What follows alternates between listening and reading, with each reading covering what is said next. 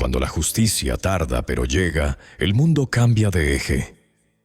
Esta madrugada, mientras Chile dormía, cayó uno de los tiranos más sanguinarios de América Latina. No por voluntad propia, no por presión diplomática, no por consenso internacional. Cayó porque el poder real decidió actuar. Nicolás Maduro, el narcodictador que convirtió a Venezuela en un cementerio de sueños, fue arrancado de su búnker en Caracas por las fuerzas especiales de Estados Unidos. 40 minutos. Eso es lo que tardó el operativo más importante de la región en las últimas décadas. Hoy 40 minutos para demostrar que cuando se decide actuar, las dictaduras no duran ni una hora. Pero esta historia no comienza hoy. Comienza cuando José Antonio Kast advirtió en pleno debate presidencial que a Maduro le quedaban días contados.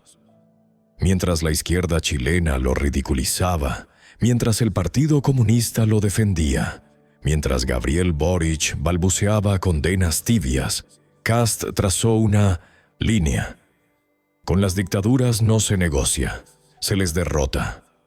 Y hoy esa línea se convirtió en realidad. Lo que vas a ver a continuación no es solo un reporte noticioso. Es la evidencia de que el orden siempre vence al caos, de que la firmeza siempre derrota a la ambigüedad, de que cuando se tiene la voluntad de decidir, los tiranos caen.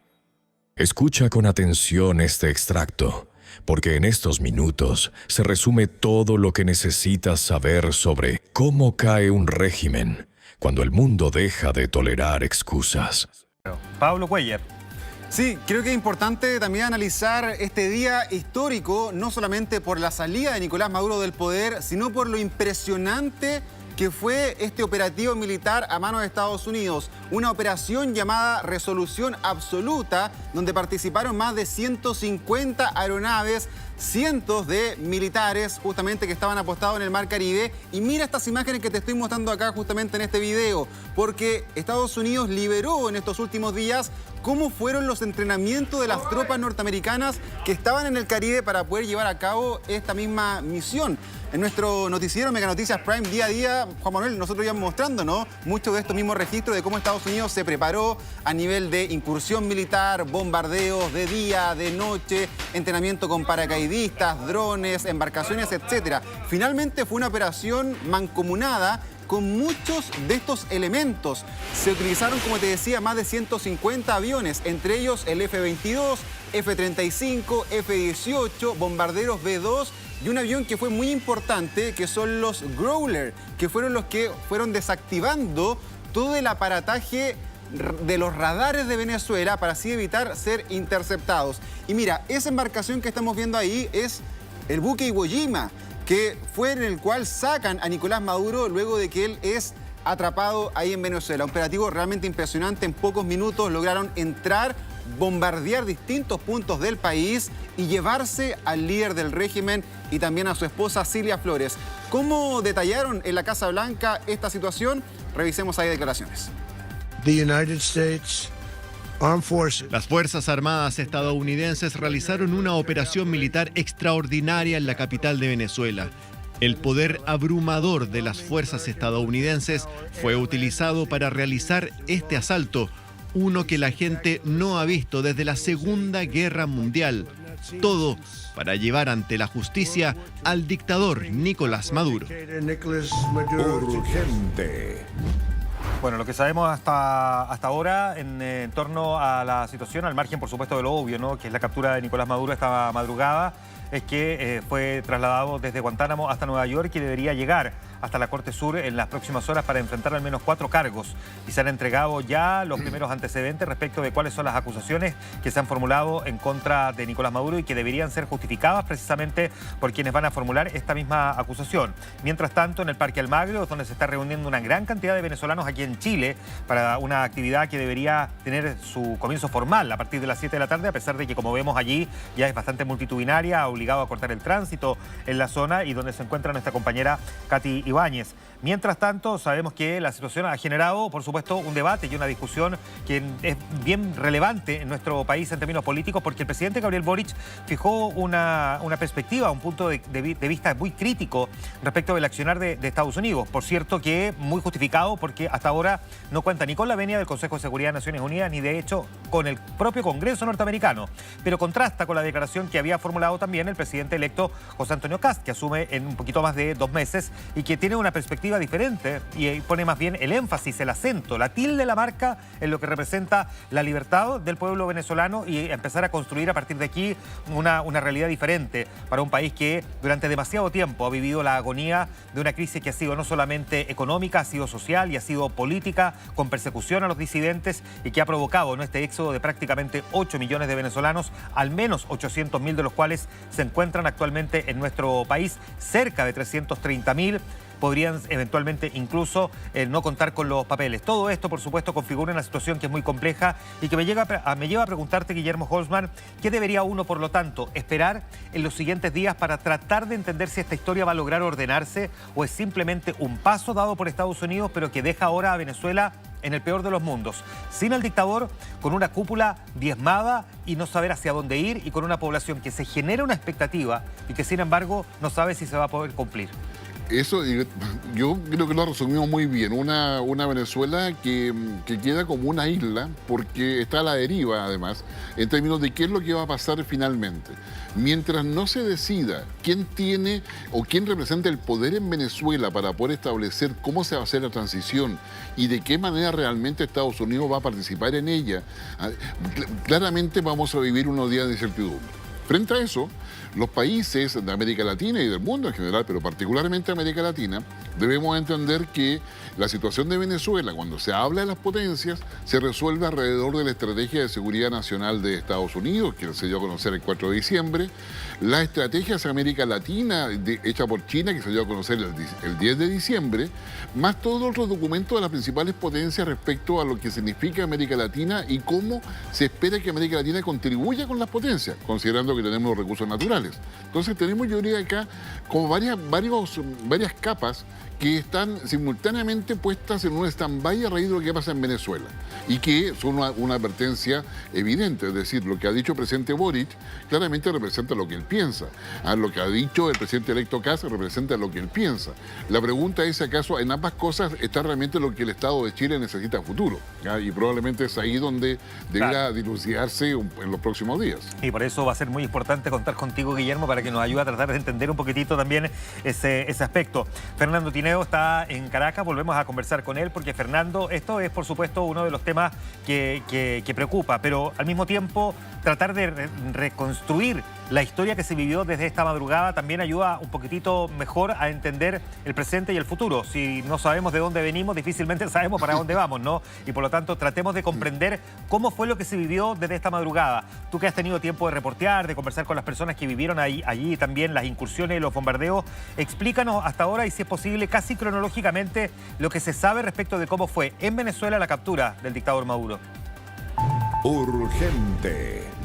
Bueno, sí, duró aproximadamente 40 minutos desde el momento que comenzaron a lanzar pues misiles, bombas, proyectiles en el Fuerte Tiuna, que es donde se cree que estaba Nicolás Maduro al momento de ser capturado. Bueno, primero deshabilitaron con estos bombardeos las defensas antiaéreas para que luego ingresaran los helicópteros y esta fuerza Delta Force para, bueno, sustraer a Nicolás Maduro del lugar donde estaba, bueno, prácticamente durmiendo. Lo sacaron prácticamente durmiendo del lugar donde estaba. Cuenta Donald Trump, ellos siguieron la transmisión allí en Florida en vivo de lo que estaba ocurriendo y pudieron ver paso a paso lo que fue la captura de Nicolás Maduro, y el propio Donald Trump describía el momento en el que Nicolás Maduro corría hacia una especie de búnker, imaginamos, y no pudo cerrar la puerta para ingresar y salvarse, aunque el propio Donald Trump dijo que llevaban hasta sopletes para abrir las puertas de hierro de este búnker. Y bueno, allí fue detenido junto a su esposa Cilia Flores, imaginamos que embarcados en uno de estos helicópteros y sustraído del país. Esto sería o esto debió haber ocurrido aproximadamente entre las 2 y las 3 de la madrugada acá en Caracas. Los bombardeos empezaron prácticamente a las 1:50 de la mañana, sobrevuelos, y después pues los bombardeos en distintos puntos, no solo de Caracas, sino también del estado Aragua, hablan de Puerto La Cruz y por supuesto, Puerto La Cruz, estado Anzoátegui, y por supuesto el estado La Guaira, que es donde está el aeropuerto internacional Simón Bolívar de Maiquetía, y estos bombardeos se prolongaron hasta pasadas las 4 de la mañana, 4:20 de la mañana. Ya estábamos en vivo acá en Mega, comenzamos a transmitir aproximadamente a las 3:30 de la madrugada, y bueno, cuando terminaron los bombardeos a eso de las 4:20 de la mañana, seguíamos en vivo describiendo lo que estaba ocurriendo acá en la ciudad de Caracas. Claro, y eso por supuesto que con el devenir de las siguientes horas y empiezan a revelarse algunos de los datos, ¿no? Empiezan por supuesto al mismo tiempo a generar estas mayores, digamos, informaciones, ¿no? Que de alguna manera empiezan a clarificarnos el panorama. Por ejemplo, hay un dato que está entregando a esta hora la red de médicos venezolanos, que dice que se sabe que hay por lo menos 90 soldados que resultaron heridos, pero que también hubo varios fallecidos después de la incursión de Estados Unidos. Dice que pese a los daños en bases militares como la Carlota, no se registraron víctimas civiles hasta el momento, pero que sí habrían soldados que habrían muerto, no norteamericanos, sino que venezolanos, según dice la red de médicos venezolanos. Una información que por supuesto, ya a estas alturas, como suele ocurrir en un conflicto como este, es de obligatoriedad, ¿no? El poder chequear. Sí, te escucho, Fernando. La información que tenemos... Sí, la información que tenemos es que pasan de 25 los muertos, la mayoría en Fuerte Tiuna, aunque la base naval que está en La Guaira, en el lado oeste de La Guaira, bueno, también, y que fue de gran envergadura el bombardeo allí en esta base naval, y habría que esperar también si en ese lugar hubo, personas fallecidas o heridas. Lo que ocurrió esta madrugada en Caracas no fue un acto impulsivo, ni una aventura militar sin fundamento. Fue la culminación de meses de planificación estratégica, de presión sostenida, de decisiones que exigían coraje político en un momento donde el mundo prefiere el silencio cómodo a la acción incómoda. La operación Determinación Absoluta involucró más de 150 aeronaves, fuerzas Delta Force, bombarderos B-2, cazas F-22 y F-35, helicópteros Chinook y un despliegue naval que no se veía desde la Segunda Guerra Mundial. Todo coordinado con precisión quirúrgica. Todo ejecutado sin una sola baja estadounidense. Y todo dirigido a un objetivo claro: sacar del poder al criminal que durante años convirtió a Venezuela en el principal exportador de miseria, narcotráfico y violencia de la región. 40 minutos. Ese es el tiempo que tardó Estados Unidos en demostrar que cuando se decide actuar con determinación, no hay búnker que resista, no hay guardia pretoriana que proteja, no hay discurso ideológico que salve. Maduro fue arrancado literalmente de su cama, junto a su esposa Cilia Flores, y transportado primero a Guantánamo y luego a Nueva York, donde ahora enfrenta cargos por narcoterrorismo, conspiración para importar cocaína y delitos con armas. Pero aquí viene la pregunta que Chile debe hacerse con urgencia. ¿Por qué esto importa para nosotros? Porque Chile no es una isla. Porque la caída de Maduro no es solo el fin de un dictador venezolano, es el cierre de un capítulo del socialismo del siglo XXI, que durante décadas intentó exportar su modelo de destrucción a toda la región. Venezuela no colapsó por mala suerte, colapsó por diseño. El chavismo aplicó con disciplina el manual marxista: estatización de la economía, control de los medios, represión de la disidencia, clientelismo político, destrucción del Estado de Derecho. Y mientras Venezuela ardía, mientras millones huían del hambre y la violencia, la izquierda chilena aplaudía, porque no olvidemos, el Partido Comunista de Chile recibió financiamiento venezolano. La Universidad Arcis, vinculada a dirigentes de la izquierda actual, recibió millones de dólares de Chávez. Figuras como el senador Núñez mantuvieron lazos estrechos con el régimen. Y cuando Kast lo denunció en debates presidenciales, cuando puso sobre la mesa esos vínculos, la reacción no fue desmentir, fue atacarlo por golpista, por incendiario, por autoritario. Hoy, con Maduro esposado rumbo a una corte federal estadounidense, esas acusaciones suenan a lo que siempre fueron: proyección. Porque quien defiende dictaduras, quien relativiza la represión, quien busca eufemismos para no llamar tirano al tirano, ese es el verdadero peligro para la democracia. Y aquí está el punto central. La captura de Maduro expone la grieta moral de la izquierda latinoamericana. Porque mientras los venezolanos celebraban en las calles de Santiago, mientras las banderas de Venezuela ondeaban en el Parque Almagro con lágrimas de esperanza, figuras de la política chilena guardaban un silencio incómodo o peor aún, condenaban la operación.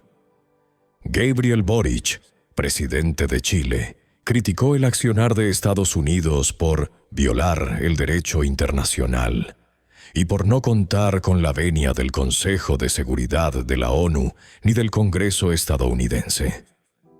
Esa postura, aunque intenta sonar técnica y mesurada, es moralmente vacía. Porque el derecho internacional que Boric invoca es el mismo que durante años permitió que Maduro masacrara a su pueblo, robara elecciones, encarcelara a opositores y destruyera un país. La pregunta es simple: ¿de qué sirve el derecho internacional si no protege a los inocentes? ¿De qué sirve la legalidad si se convierte en escudo para los tiranos? Trump actuó porque sabía que esperar consenso en organismos internacionales capturados por regímenes autoritarios era condenar a Venezuela a décadas más de sufrimiento. Kast fijó su postura sin ambigüedades. La libertad del pueblo venezolano es más importante que el procedimiento diplomático. Y esa claridad, esa jerarquía moral, es exactamente lo que Chile necesita en este momento histórico. Porque Chile no puede permitirse líderes que titubeen frente al comunismo. No podemos permitirnos gobiernos que condenen la acción, pero toleren la tiranía.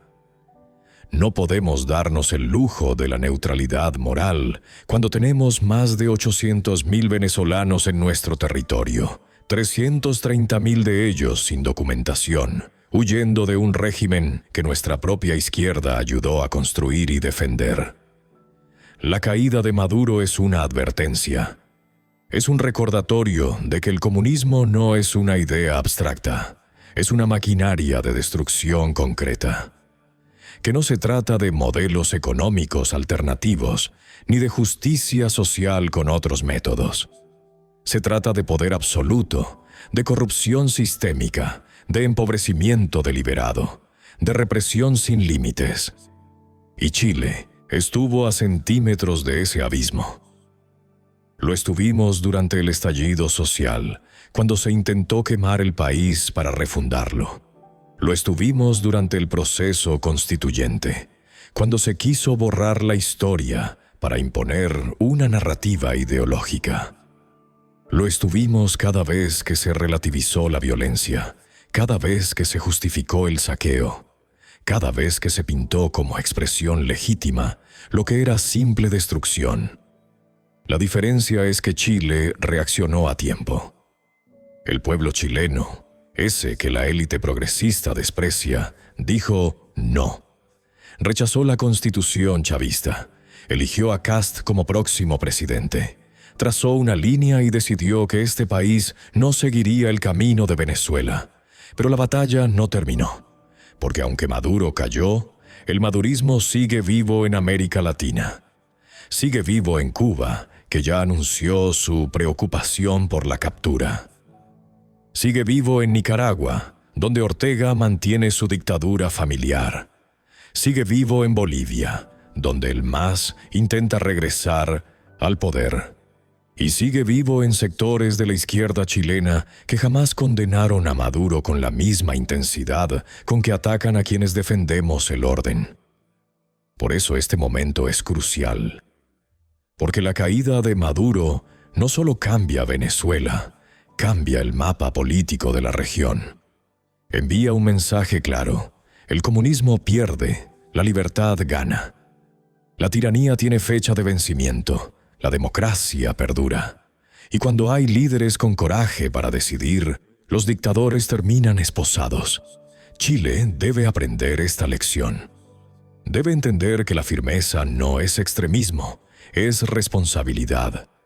Que la claridad no es autoritarismo, es honestidad. Que defender el orden no es oprimir, es proteger a quienes cumplen las reglas del juego. Y debe reconocer que Kast tenía razón. Cuando dijo que Maduro tenía los días contados, cuando trazó esa línea en el debate, cuando se negó a suavizar el lenguaje para no incomodar a la izquierda, estaba leyendo correctamente el momento histórico. Estaba entendiendo que la época de las medias tintas había terminado, que el pueblo exigía liderazgo, no diplomacia vacía. Hoy, mientras Maduro vuela esposado a Nueva York, mientras su régimen colapsa sin él, mientras Venezuela respira por primera vez en décadas un aire de esperanza, Chile debe preguntarse: ¿qué tipo de país queremos ser? ¿Uno que condena la acción y tolera la tiranía? ¿O uno que defiende la libertad sin pedir permiso a organismos internacionales capturados? La respuesta a esa pregunta no se da en discursos, se da en hechos. Y los hechos son claros. Cuando Chile eligió orden sobre caos, cuando eligió firmeza sobre ambigüedad, cuando eligió a Kast sobre la alternativa progresista, estaba eligiendo no convertirse en Venezuela. Esa elección hoy se valida, porque el mundo vio que el modelo venezolano no solo fracasa, termina con su líder arrestado, su país destruido y su pueblo huyendo. Y Chile, gracias a la claridad de quienes no tuvieron miedo de llamar dictador al dictador, se salvó de ese destino. La operación que derribó a Maduro no fue solo un acto militar, fue un acto político de dimensiones históricas. Y sus consecuencias para Chile son inmediatas, profundas y múltiples. Porque cuando cae un pilar del socialismo del siglo XXI, todo el edificio ideológico que lo sostenía se agrieta. Y esas grietas se ven con claridad en nuestro propio país. Primero, la consecuencia migratoria. Chile alberga a cerca de 800.000 venezolanos, de los cuales aproximadamente 330.000 están en situación irregular. La pregunta que todo chileno se hace es: ¿volverán a Venezuela ahora que Maduro cayó? La respuesta no es simple, pero merece honestidad. Trump dejó claro que Estados Unidos administrará a Venezuela hasta que pueda haber una transición segura, propia y juiciosa. Eso significa presencia militar estadounidense, control temporal del petróleo venezolano, inversión masiva de empresas norteamericanas para reconstruir la infraestructura destruida. Es decir, Estados Unidos no solo sacó al dictador, está asumiendo la responsabilidad de evitar que el vacío de poder genere caos. Eso abre una ventana de oportunidad para que miles de venezolanos consideren regresar. Pero ese retorno no será automático ni masivo en el corto plazo. Porque Venezuela fue destruida sistemáticamente durante 25 años. Su economía está en ruinas, su sistema de salud colapsado, su educación desmantelada. Reconstruir eso toma tiempo, años probablemente. Por eso Chile debe prepararse. El ministro del Interior, Álvaro Elizalde, confirmó que el gobierno tiene planes de contingencia ante un eventual aumento de flujos migratorios. Pero la pregunta real es: ¿por qué esperaríamos más flujo si el problema se está resolviendo? La respuesta es que en el corto plazo, el colapso definitivo del régimen podría generar una última oleada de quienes aún quedaban en Venezuela esperando un milagro. Chile debe actuar con inteligencia. Debe ofrecer programas de retorno voluntario asistido para quienes quieran regresar a reconstruir su país. Debe coordinar con Estados Unidos para facilitar ese proceso. Debe asegurar que quienes se queden en Chile lo hagan dentro de la legalidad, con documentos, con trabajos formales integrados a la sociedad. Pero por sobre todo, Chile debe aprender la lección. La migración masiva no es un fenómeno natural, es una consecuencia política. Es el resultado de regímenes que destruyen países. Y si queremos evitar ser nosotros quienes huyan mañana, debemos asegurarnos de que Chile nunca siga el camino venezolano. Segundo, la consecuencia diplomática. La reacción de América Latina fue tan dividida como predecible. Argentina, Perú, Ecuador, Uruguay celebraron la caída de Maduro. Brasil guardó silencio incómodo. México criticó la intervención. Y Chile, bajo Boric, condenó el operativo por violar el derecho internacional. Esa postura deja a Chile en una posición absurda, criticando la acción que liberó a millones de venezolanos, porque no siguió los protocolos de organismos internacionales inútiles. Es la diplomacia del formulario, la política del trámite, la legalidad sin propósito. Kast, como presidente electo que asume en 2 meses, trazó una línea diferente. Puso el acento en la libertad del pueblo venezolano, en la posibilidad de construir una realidad distinta, en el fin de una agonía que duró décadas. Esa diferencia de enfoque no es menor, es estructural, porque refleja 2 visiones de Chile. Una que prioriza la forma sobre el fondo, que valora más el consenso internacional que el resultado concreto, que prefiere la tibieza diplomática a la claridad moral.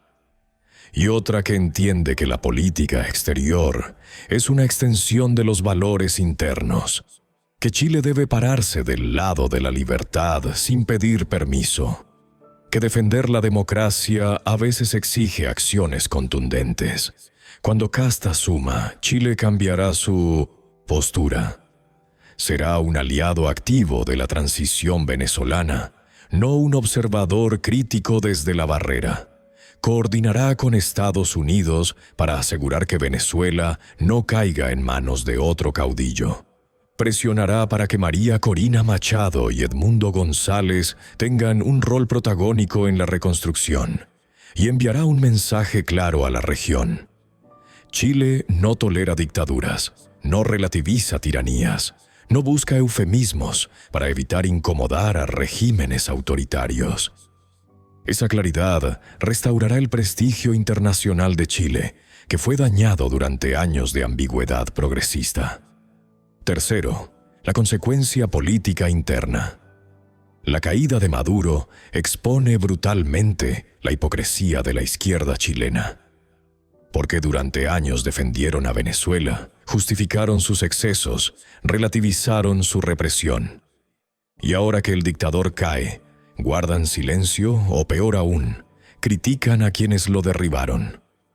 El Partido Comunista, que recibió dinero venezolano, que aplaudió a Chávez, que defendió a Maduro hasta ayer, hoy no tiene qué decir.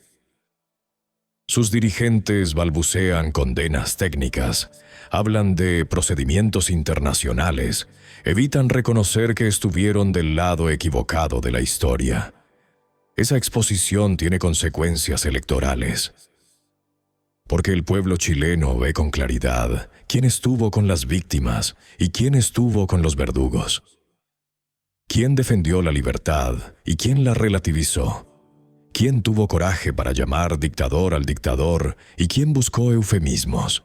Kast emerge fortalecido de este momento, porque cada una de sus advertencias se validó. cada una de sus denuncias se confirmó. Cada vez que lo acusaron de extremista por condenar a Maduro, la historia le dio la razón. Y eso no se olvida. Cuarto, la consecuencia ideológica. La captura de Maduro es un golpe mortal al relato del socialismo del siglo XXI. Porque ese relato vendía la idea de que era posible un socialismo democrático, una economía planificada con rostro humano, un Estado fuerte que redistribuya sin oprimir. Venezuela desmintió cada una de esas promesas. Demostró que el socialismo, sin importar el apellido que le pongan, termina siempre en lo mismo: pobreza, represión, corrupción y colapso. No es una desviación del modelo, es el modelo funcionando según su lógica interna. Chile estuvo a punto de caer en esa trampa. La Constitución rechazada en 2022 contenía elementos del modelo venezolano: Estado plurinacional, economía planificada, derechos sin responsabilidades, expansión infinita del gasto público. Si esa Constitución hubiera ganado, hoy estaríamos mirando a Venezuela no como advertencia, sino como espejo. Pero Chile dijo no, y ese no hoy se ve como la decisión más importante de la historia reciente del país, porque salvó a Chile de convertirse en la próxima Venezuela.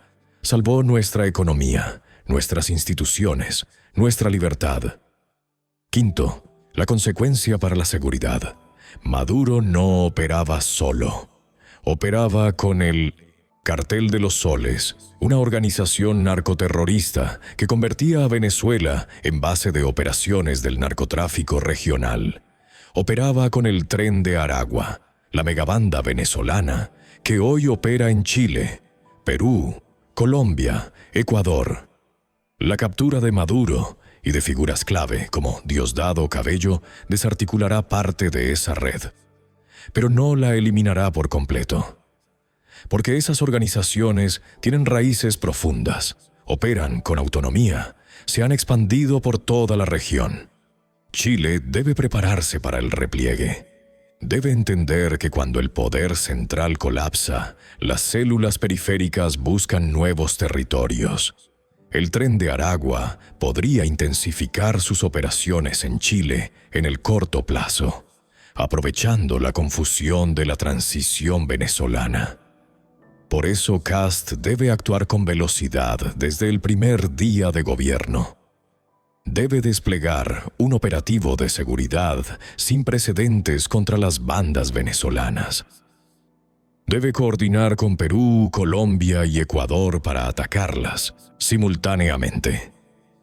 Debe usar inteligencia, tecnología y fuerza policial sin complejos. Y debe enviar un mensaje claro: Chile no será refugio del crimen organizado. No será territorio conquistado por bandas extranjeras. No tolerará que la violencia importada de Venezuela se instale como si fuera normal. Sexto, la consecuencia económica. Venezuela tiene las mayores reservas de petróleo del mundo. Durante décadas ese petróleo fue mal administrado, robado por la cúpula chavista, vendido a precios políticos a aliados ideológicos. Trump dejó claro que Estados Unidos tomará control temporal de ese petróleo, invertirá miles de millones en reparar la infraestructura y venderá grandes cantidades a otros países. Eso cambiará el mercado energético regional. Podría bajar el precio del petróleo si la producción venezolana se recupera rápidamente. Podría abrir oportunidades comerciales para Chile, que importa gran parte de su energía. Podría reconfigurar las alianzas económicas de la región. Chile debe posicionarse estratégicamente. Debe negociar acuerdos de largo plazo con Venezuela post-Maduro. Debe ofrecer experiencia en minería, en gestión de recursos naturales, en construcción de infraestructura. Debe ver la reconstrucción venezolana no como amenaza, sino como oportunidad. Pero por sobre todo, Chile debe reconocer que la estabilidad de Venezuela impacta directamente nuestra seguridad y prosperidad. Un Venezuela libre y próspera significa menos migración, menos narcotráfico, menos violencia regional. Un Venezuela estable es un Chile más seguro. Finalmente, la consecuencia moral. La captura de Maduro restaura algo que estaba erosionado. La idea de que la justicia existe, de que los tiranos pagan sus crímenes, de que el mal no triunfa para siempre. Durante años, millones de latinoamericanos vivieron con la sensación de que los dictadores quedaban impunes, que podían robar, matar, destruir y morir en la cama. Maduro parecía confirmar esa sensación. Robaba elecciones, masacraba opositores y seguía en el poder. Hoy esa narrativa se quebró. Maduro no solo cayó esposado, humillado, rumbo a una cárcel estadounidense. Esa imagen tiene un poder simbólico enorme. Le dice a los tiranos de la región, su tiempo terminó. Le dice a los pueblos oprimidos, la resistencia vale la pena. Le dice al mundo, la libertad siempre vence. Chile debe internalizar esa lección.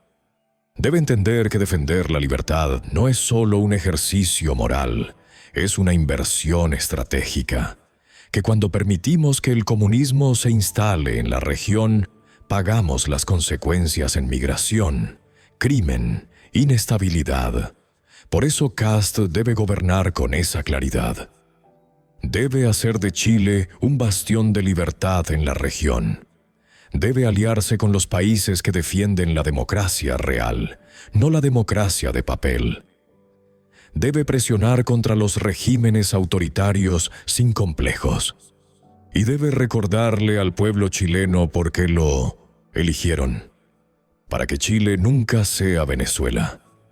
Para que el orden se restaure. Para que la ley se cumpla. Para que quien trabaja progrese y quien delinque paga. La caída de Maduro no es el fin de la historia, es el comienzo de una nueva era. Una era donde el comunismo ya no puede esconderse detrás de promesas vacías. Una era donde los tiranos saben que la justicia los alcanzará.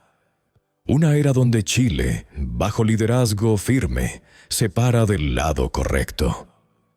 Si llegaste hasta aquí, es porque entiendes que lo que pasó en Venezuela no es un tema lejano.